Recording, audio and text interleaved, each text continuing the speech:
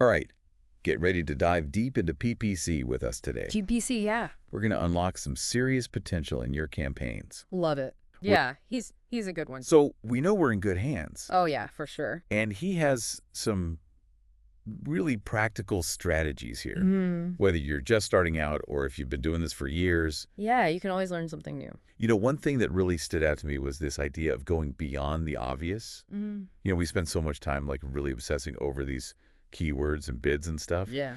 But Tim's saying there's like all this hidden potential right there in our data. Absolutely. I mean, think of it like you're a prospector. Okay. You're panning for gold. Yeah. You might find some nuggets, right there on the surface. Right. But like the real treasures, Oh. they're often buried deeper, right? And in this case, your search term reports are your map to those treasures.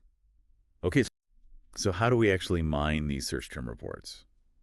What does that look like? It's really about looking beyond those exact keywords Right. you're bidding on and seeing the actual terms that people are using to find your ads. Yeah. You might be surprised by what you discover. Okay. Like, for example, Yeah. those blue running shoes we always talk about. Right, right. You might find people are searching for like athletic footwear or comfortable sneakers for jogging, things you might not have thought of, Yeah, but they're driving traffic to your site. exactly. Okay. I see how that could be huge Yeah. for like expanding your reach. Mm-hmm. But wouldn't that also lead to a ton of irrelevant traffic too? That's where it gets interesting, right? Okay. You've got to master the art of loose matching. Loose matching. It lets your ads trigger for broader variations of your keywords. Right. But you need to be really careful. Okay. Like if you're not using negative keywords strategically, Yeah. you're going to end up wasting a ton of money on clicks that'll never convert. Okay. Can you give me an example of how to use negative keywords to refine that loose matching? Absolutely. So let's stick with those running shoes, okay? Okay. If you're using athletic footwear as a broad match keyword, you might want to add negative keywords like basketball or soccer or hiking, Okay. if those aren't products that you sell, right? Right. That way your ads are only showing up for people who are actually interested in those running shoes. Got it. Yeah. It's all about striking that balance between Exactly. casting a wide net, Yes. but also making sure you're attracting the right audience. Exactly. That's what makes PPC so interesting, right? Yeah. It's this constant game of optimization and refinement. Okay, let's shift gears a little bit. Okay. Tim also talks about thinking outside the search box. I'm intrigued. So he's talking about going beyond your traditional search campaigns, Okay. using your existing data to create super focused audiences for other platforms, like display or remarketing campaigns in Google. Yeah. You already have this gold mine of information about who is interested in your products or services. Right. Why not use that to your advantage? I like it. Yeah, across the entire digital landscape. So how do we actually do that? Can you walk me through a specific example? Sure. Let's say someone visits your website and checks out a few pages about project management software. Okay. You can use that information to create a custom audience of people Yeah. who are clearly interested in those project management tools, Well. and then target them with highly relevant ads on other platforms, Okay. like YouTube or Facebook or even news websites. Oh, wow. Yeah. It's like we're following them around the internet It is kinda, yeah. with perfectly timed messages Yeah. based on their actual interests. Uh-huh. Kind of spooky, but also brilliant. Yeah, it's pretty powerful. Yeah. But it's not just about following them around. Okay. It's about recognizing where they are in their buyer journey. Right, so someone who's just starting to research project management software, they might be more receptive to a helpful blog post Right. or a free trial offer. Yeah. But someone who's already visited your pricing page is probably much closer to actually making that purchase. Oh, okay. Yeah, So we need to tailor our messaging to those different stages. exactly. Think of it as a funnel. Okay. At the top, you've got people who are just becoming aware of their need for that project management software. Mm-hmm. In the middle, you've got people who are actively considering those options. Right. And at the bottom, you've got people who are ready to buy. Yeah. Your messaging needs to adapt to each stage of that funnel. That makes sense. But how do we know where someone is in that funnel? Well, that's where your data comes in again. Okay. You can use website analytics, search term data, even past interactions with your ads Right. to kind of get a good picture of where someone is in their journey. Okay. For example, someone who downloads a free project management template, Yeah. they're probably still at the top of the funnel, Okay. but someone who requests a demo or adds a product to their cart, Yeah. they're definitely further down. Okay, so if we're targeting someone at the top of the funnel, maybe our ad copy could focus on educating them about the benefits of project management software. Yeah. Maybe even with a touch of humor. Sure. But if we're targeting someone at the bottom of the funnel, Right. our copy would be much more direct, highlighting specific features, pricing, Exactly. even like a limited time offer Yep. to create a sense of urgency. It's all about tailoring your message to the individual's needs and motivations. Yeah, I mean, this is making me rethink my entire approach to PPC. Interesting. There's so much more to it than just like throwing some keywords into a campaign and hoping for the best. Oh, yeah. For sure. It's way more nuanced than that. It really is. And we've only just scratched the surface. Well, I'm ready to keep digging. All right, let's do it. We've got a lot more ground to cover. Okay. Yeah. Okay, so we've talked about expanding our reach beyond just search. Yeah. But I want to kind of circle back to those core campaigns for a second. Okay. Tim also talks about tweaking bid strategies. Right. Is that about like getting even more granular? It is. We talked about how automated bid strategies can be really helpful, especially, when you're busy. Right. But they can also sometimes box you in a little bit. Yeah, like they're great for keeping things running smoothly, but they might miss some opportunities if you're aiming for something really specific. Exactly. Like, let's say you're using a target CPA bid strategy. Okay. Which means you're telling Google Ads, hey, I want you to get me as many conversions as possible at a certain cost per acquisition. Right. Now, that's great for efficiency, but what if your goal is actually to maximize brand awareness right now? So in that case, clicks would be more valuable than conversions at this stage. You got it. A maximize clicks bid strategy might be a better fit. Yeah. Even if it means a slightly higher cost per click. Okay. You're prioritizing getting your ads in front of as many eyeballs as possible. So it's all about knowing when to let the automation do its thing. Yeah. And when to take the reins yourself. Exactly. And honestly, the best way to figure that out is to just experiment. Yeah, okay. A/B test different bid strategies and see what actually moves the needle for you. I like that. Yeah. This next bit from the article really resonated with me. Okay. I am all about finding hidden treasures. I like it. Tim talks about unearthing buried treasure. Yeah. He's not talking about pirates, right? No pirates here, but maybe some hidden PPC gems. I love it. He's talking about those old campaigns or ad groups. Yeah. We often just leave sitting there, gathering dust. I'll admit I'm guilty of that. Oh, yeah, it's tempting. Out of sight, out of mind, right? Right, just focus on the new stuff, but those older campaigns might have untapped potential. Maybe your budget has changed, or you've learned new strategies since you paused them. Right. What underperformed a year ago could be a winner now.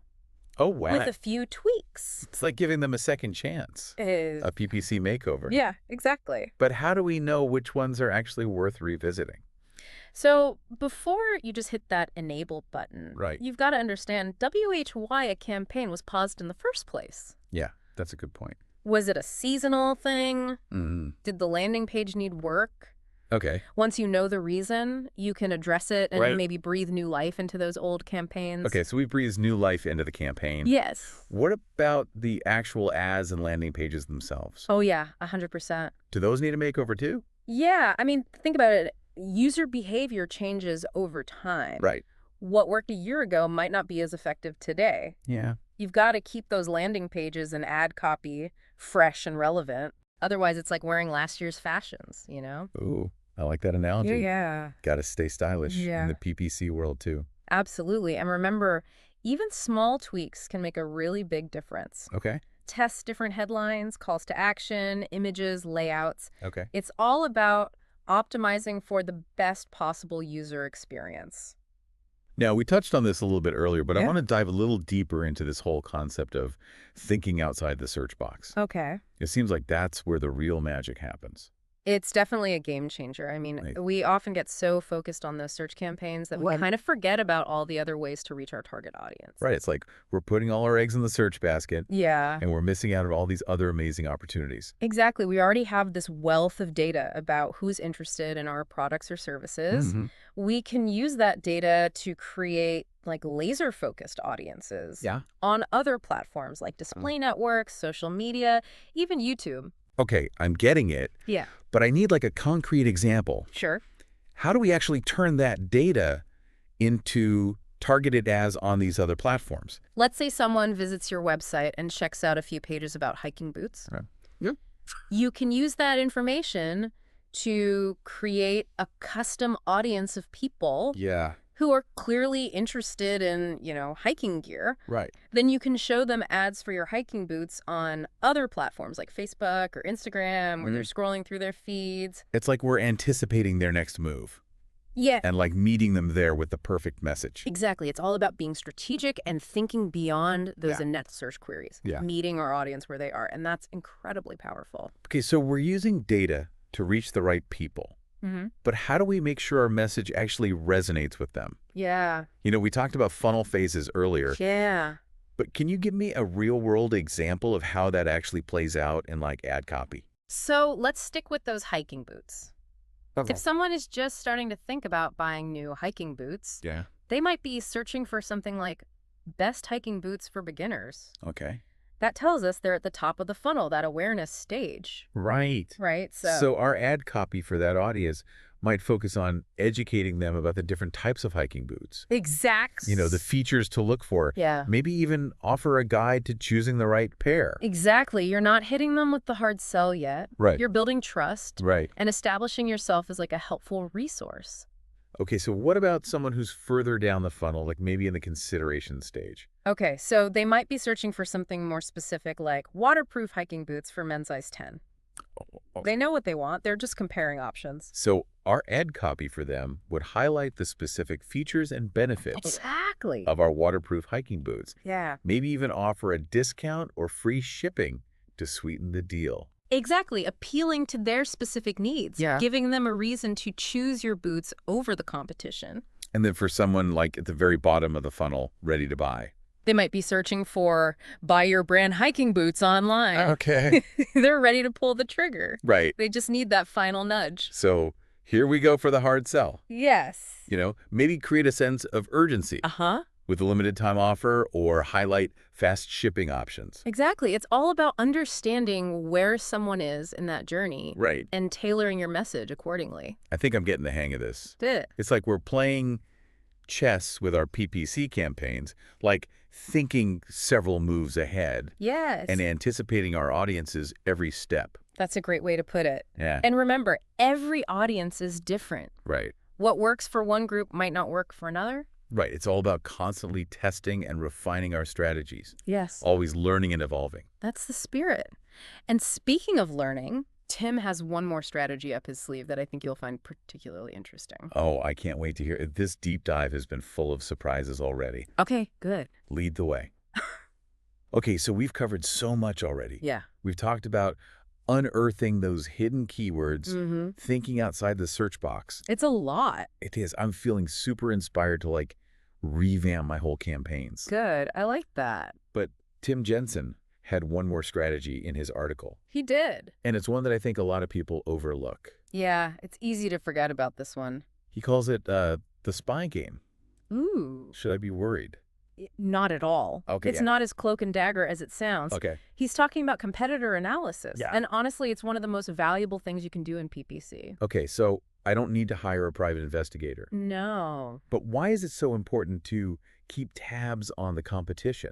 Well, think about it. Your competitors are targeting the same audience as you are. They've probably invested a lot of time and money into figuring out what works and what doesn't. Yeah, that's true. Why not learn from their successes and mistakes? I like it. Free intel. Exactly. Okay.